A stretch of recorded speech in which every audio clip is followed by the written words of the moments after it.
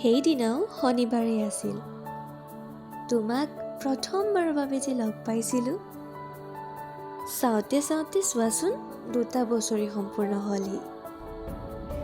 তেতিয়া তুমি অচিনাকি আছিলা আৰু এতিয়া মোৰ গোটেই জীৱনটোৱে তোমাৰ কৰি পেলালা।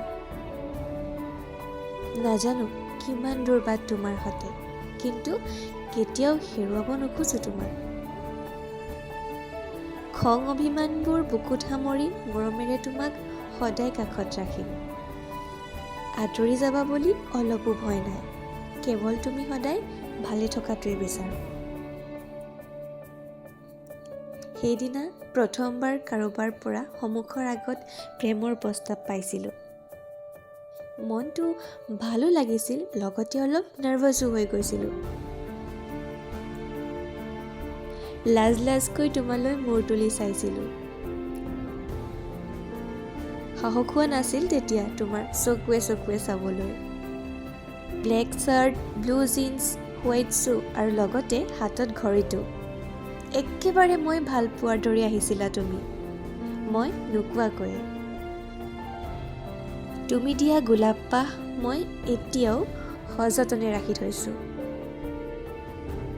মৰমবোৰ কেতিয়াও হেৰাই যাব নিদিওঁ দিয়া।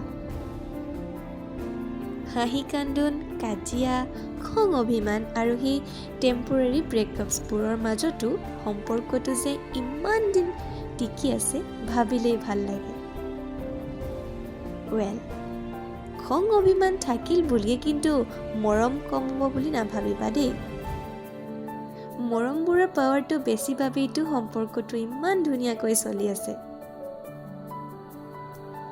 বাৰু এইবিলাক বাদ দিয়া, এতিয়া আচল কথালৈ আহোঁ। প্ৰতিশ্ৰুতি নিদিওঁ তোমাক, কিন্তু সকলো সময়তে তোমাৰ কাষত ছাঁৰ দৰে থাকিম।